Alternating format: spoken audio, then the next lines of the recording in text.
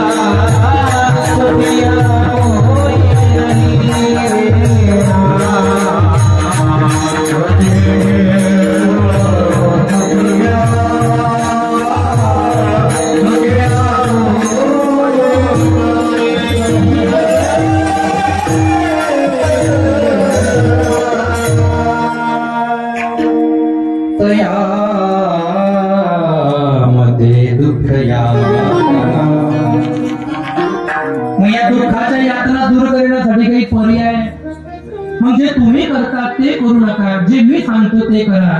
मग आम्ही नेमकं काय करतो त्याला 50% वास्तव्याची जोड लावून तो निषेध केला. आपण आता तिसरं चरण.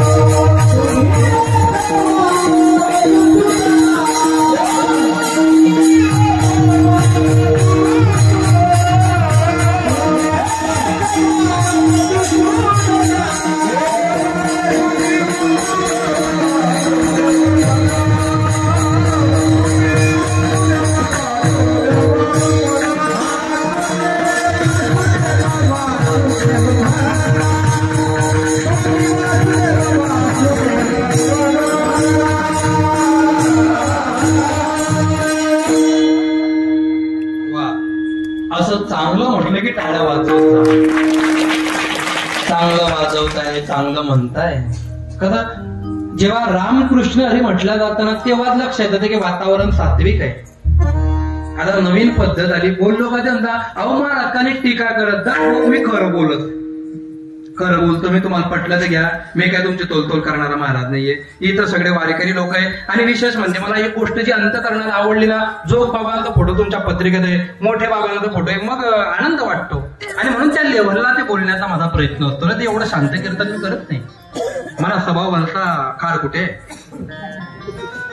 आपली भाषा बोलू का थोडी यांच्याशी? कारण तिकडे तुम्ही म्हणता आई राहणी बोला समजत ते काही नाही. त्यातले मी आमना भागमा गौत का म्हणतात विदर्भ मराठवाडामा मराठवाडी आहे ना बोला बोलीत ना आपल्याकडे दत्तर आणि मग आपल्याकडे त्यातलं काहीतरी विनोद करा बरं का, हा असू नको समजलं ते हा. तशी आमची बी भाषा आहे तिकडची, मी थोडी बोलेल बरं का. ऐका आता, हे तिसरं चरण लय महत्वाचं आहे, म्हणजे सगळे चरण महत्वाचे, पण हे तिसरं चरण आज सोमवार आहे. 2 टाइम पूजा झाली असेल आज, झाली ना. भोलेनाथांची पूजा केलीच पाहिजे बरं, विरोधात नाही.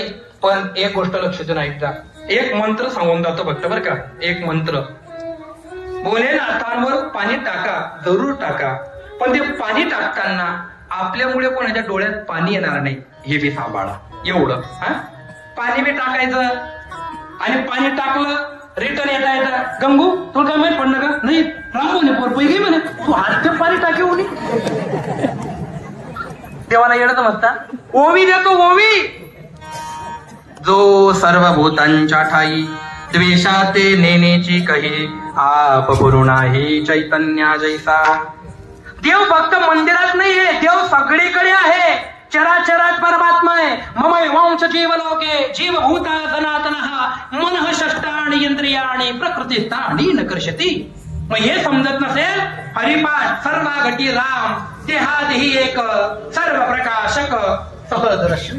देव नटला नाना परी देव, नटला नाना परी देव, नटला नाना परी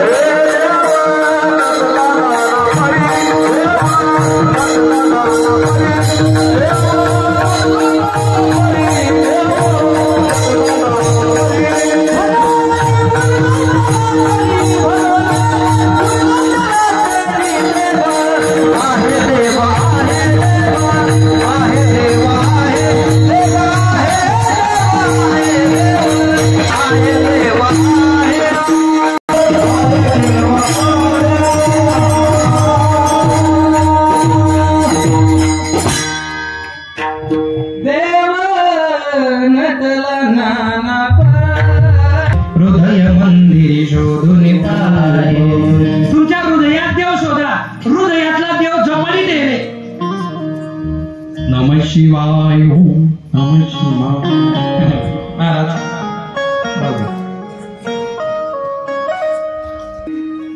कुंभमेळ्याचा आनंद घर घेऊन टाइम येते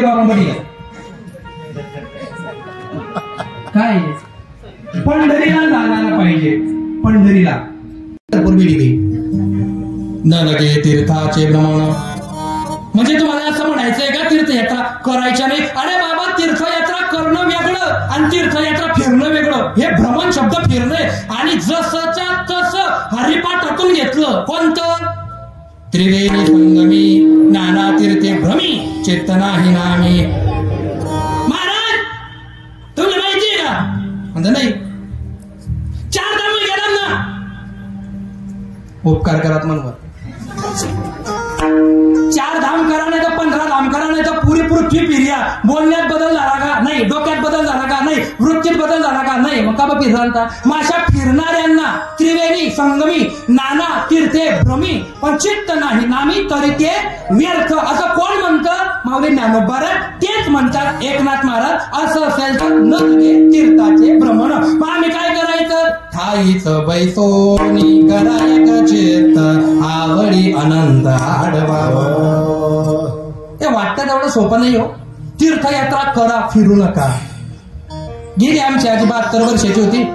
तरुणपणात परमार्थ केला पाहिजे, म्हातारपणात गेले. काही तर रिटायर झाल्यावर बद्रीनाथ तठे जाईन का तडावर बटणार काही गरज आहे? काही तराचे घर बटो ना आपलं तठे जाईन का तडावर बटणार त्या. आणि मग गधड सुद्धा विचार करे आई टिंब कस काय होणं.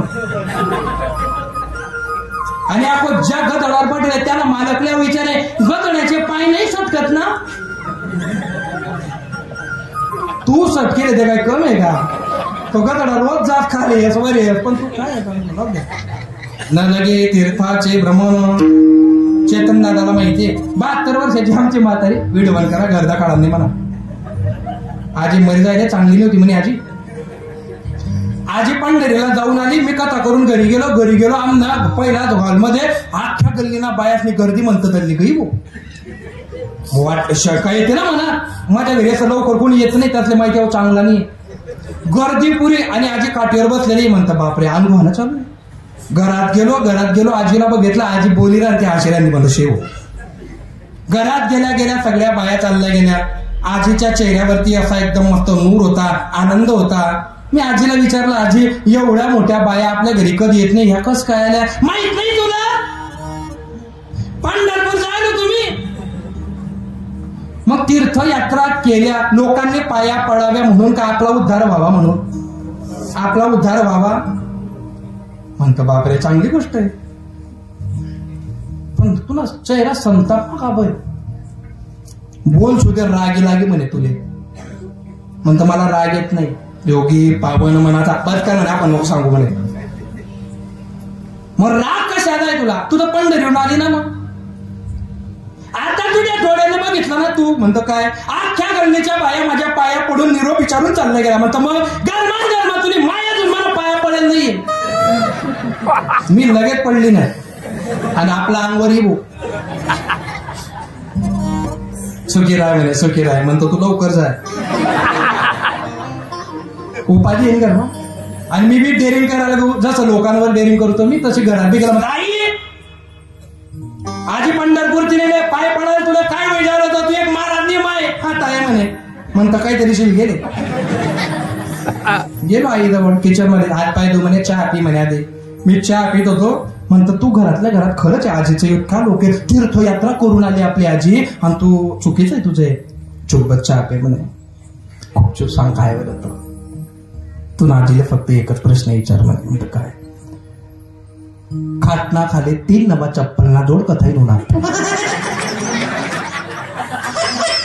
म्हणा ते दोघं पिरी गे.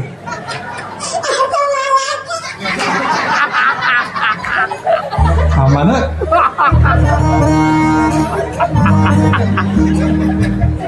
10 मिनिटं बाकी.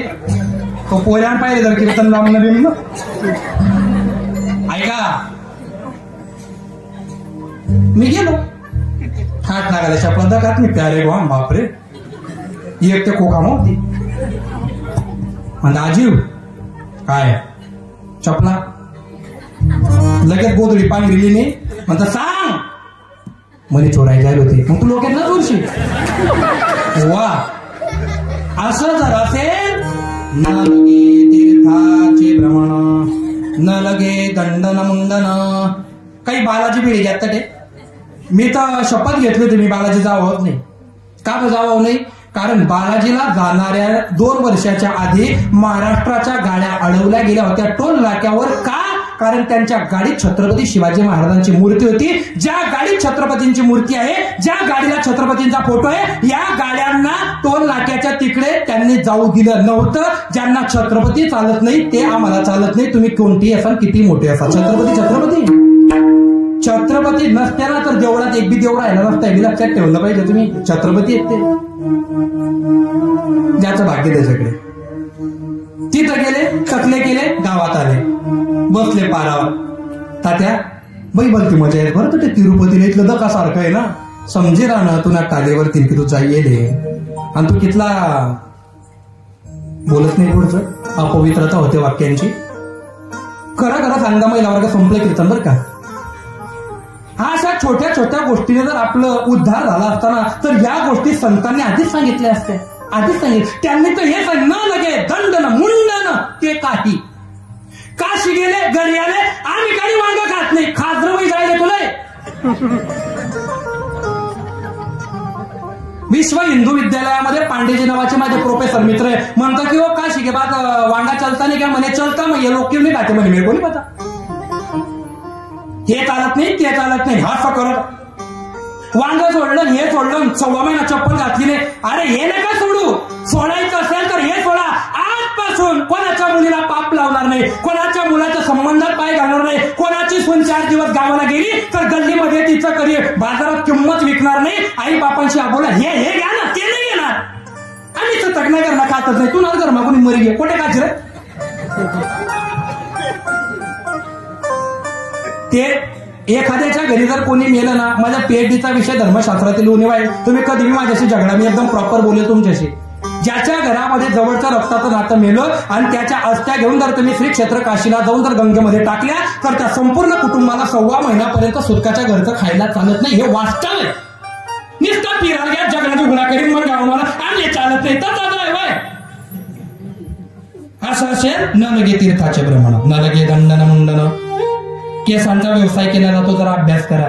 न लगे पंचाग्नी साधन, न लगे दंडन मुंडन आणि न लगे पंचाग्नी साधन. माऊलींच्या हरिपाठातून जसं तसं कॉपी पेस्ट केलं नाथ महाराजांनी. कोणतं? अरे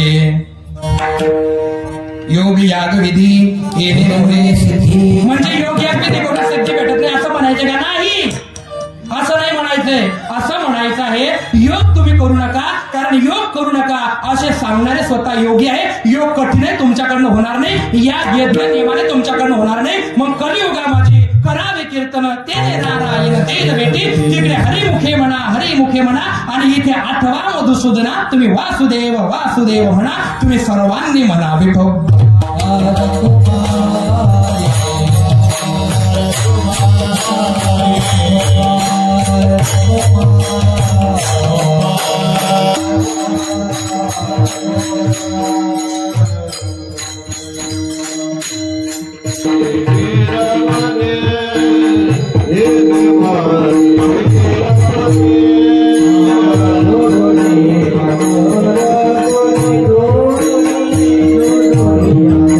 Oh